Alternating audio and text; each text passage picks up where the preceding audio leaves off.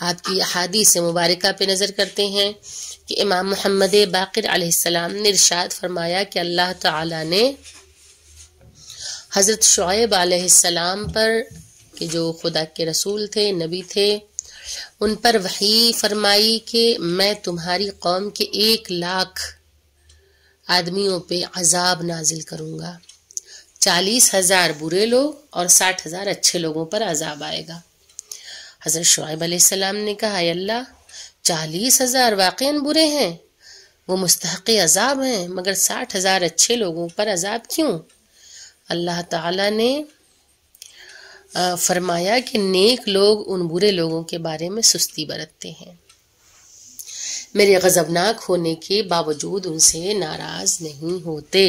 اس سے کیا واضح ہوتا ہے کہ ان 40,000 پہ تو عذاب آئے گا، لیکن ان 60,000 پہ جو اچھے لوگ ہیں کہ جو ایمان بھی لے آئے ہیں لیکن پھر بھی ان پہ عذاب آئے گا، تو وجہ کیا تھی کہ وہ برے لوگوں کو روکتے نہیں تھے برا کام کرنے سے، اور ان برے لوگوں کو وہ برا نہیں کہتے تھے، یعنی کہ معاشرے میں برائی پھیلتی جا رہی تھی۔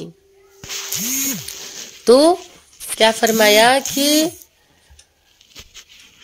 جو 60,000 یعنی کہ 40,000 جو تھے وہ برے لوگ تھے، اور 60,000 جو اچھے لوگ تھے ان پہ بھی عذاب آ رہا ہے۔ کیوں؟ کیونکہ معاشرے میں جو برائیاں پھیلی ہوئی تھی، یعنی جو برے لوگ تھے وہ ان برے لوگوں کے بارے میں سستی سے کام لیتے تھے، انہیں روکتے ٹوکتے نہیں تھے، اور نہ ہی انہیں برا بھلا کہتے، نہ ان سے ناراض ہوتے تھے۔ تو یہ اس وجہ سے اللہ کے غضب کا شکار ہوئے ہوں گے۔ امام محمد باقر علیہ السلام نے ارشاد فرمایا کہ جو اللہ تعالیٰ کے لیے دوستی و دشمنی رکھے اور اللہ ہی کے لیے عطا کرے تو ہی شخص کامل ایمان ہے، کامل الایمان ہے، یعنی اپنے ہر کام میں اپنا ہر کام رضائے الہی کے لیے کرے، وہی انسان کامل الایمان، یعنی اسی کا ایمان جو ہے وہ مکمل ہے جو رضائے الہی پہ راضی رہے۔ امام محمد باقر علیہ السلام نے ارشاد فرمایا کہ خدا کی قسم ہمارا شیعہ وہ ہے جو اطاعت و تقوی کو اپنا پیشہ بنائے۔ اور ایک بات یہاں پہ واضح کر دینا ضروری ہے کہ شیعہ سے مراد کوئی پرٹیکولر قوم نہیں ہے، بلکہ شیعہ کے معنی ہیں دوست کے، اور دوست یعنی کہ جو اہل بیت علیہم السلام کو چاہتا ہے، جو رسول خدا کو چاہتا ہے، ان کی اولادوں کو چاہتا ہے، اور جو مولائے کائنات ان کی اولاد کو جو چاہنے والا ہے وہ شیعہ ہے، یعنی کہ جو ان کا دوست ہے وہ شیعہ ہے۔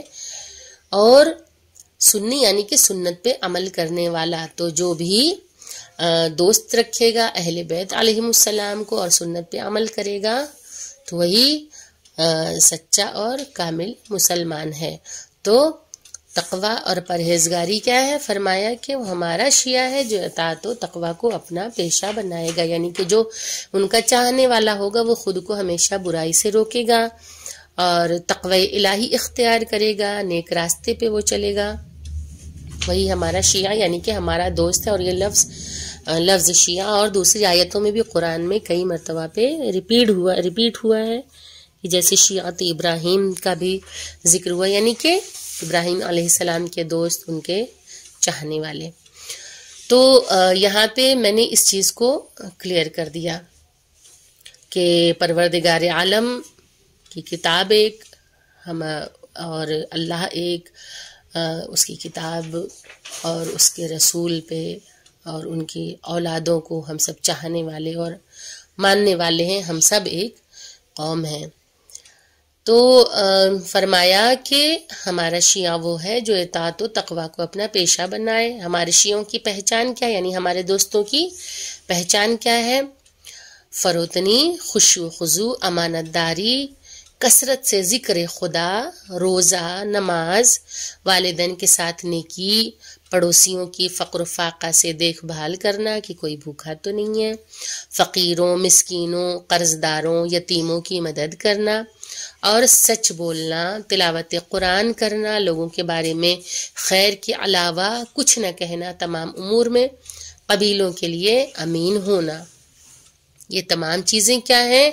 یہ ایک شیعہ کی علامت ہے، وہی شیعہ کہلائے گا، وہی محب کہلائے گا جو ان تمام چیزوں کو اختیار کرے گا، ان کی محبت کے ساتھ ساتھ اسی کا ایمان جو ہے وہ کامل ہوگا۔ امام محمد باقر علیہ السلام نے ارشاد فرمایا کہ حقیقی مومن وہی ہے جو اگر خوش ہو تو اس کی خوشی اس کو گناہ یا باطل پر آمادہ نہ کرے، کہ بہت زیادہ انسان خوش ہے تو پھر وہ گناہ کرنے لگے، وہ ایسے کام کرنے لگے کہ جو شریعت کے خلاف ہو، تو ایسی خوشی جو ہے وہ مومن جو ہے وہ ایسا ہرگز نہیں کرتا۔ تو حقیقی مومن وہ ہے کہ جب اسے نعمتیں مل رہی ہیں، اسے خوشیاں مل رہی ہیں، تو ایسے میں بھی وہ گناہوں سے دور رہتا ہے، گناہوں سے پرہیز کرتا ہے،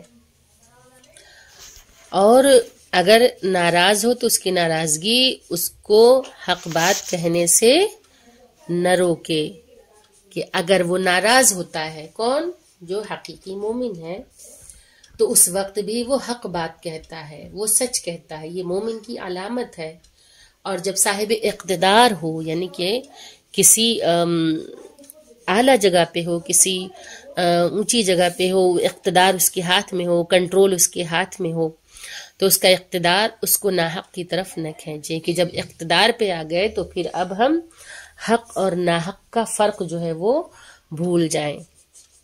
تو کیا کہا کہ حقیقی مومن کون ہے؟ اگر خوش ہو تو اس کی خوشی اس کو گناہ یا باطل پر آمادہ نہ کرے، اور اگر ناراض ہو تو اس کی ناراضگی اس کو حق بات کہنے سے نہ روکے۔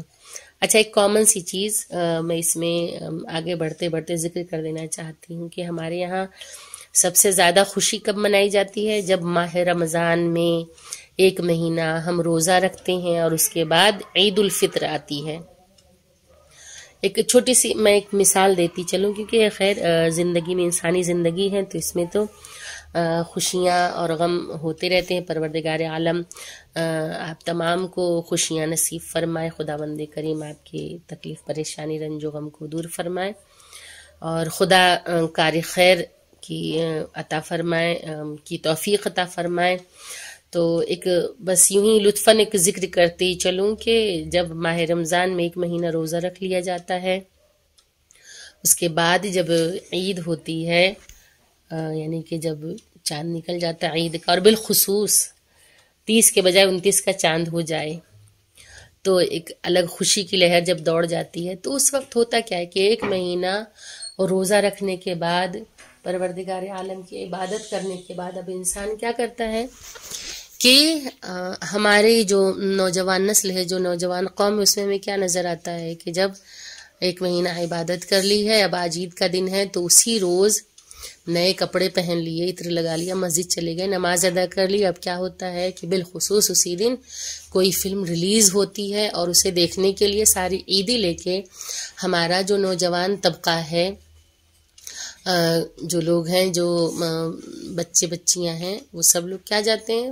تھیٹر جا رہے ہیں۔ کیا کرنے؟ عید کی خوشی منانے کے لیے سنیما ہال جا رہے ہیں، مووی دیکھیں گے، یا عید پارٹی کر رہے ہیں۔ چاند رات کو ہی ڈی جے بجنے لگتا ہے، گانوں کے شور پہ لوگ تھرکنے لگتے ہیں۔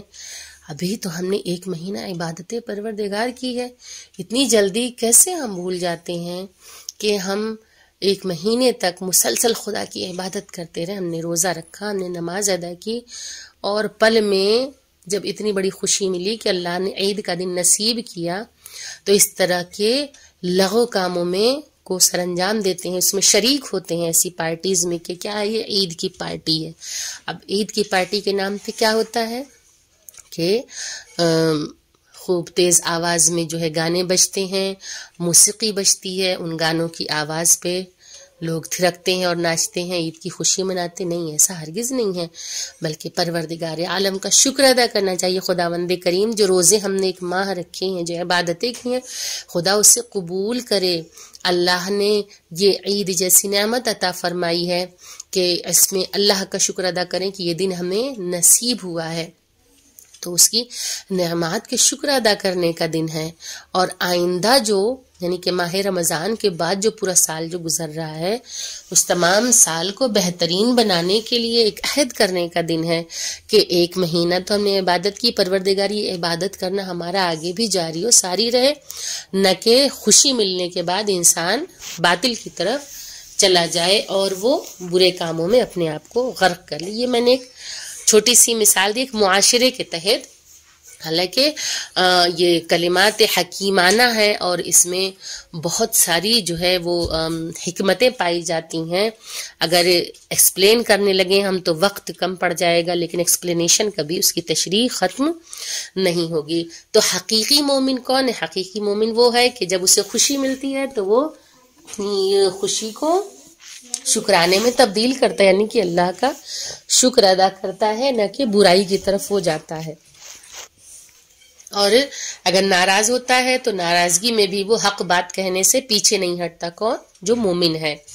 اور اس کے علاوہ جب اسے اقتدار ملتا ہے، جب اسے امپاورمنٹ ملتا ہے، جب وہ طاقت میں ہوتا ہے تو اس وقت بھی وہ ناحق کی طرف کھینچ کر نہیں جاتا، بلکہ وہ حق کے ساتھ ہوتا ہے۔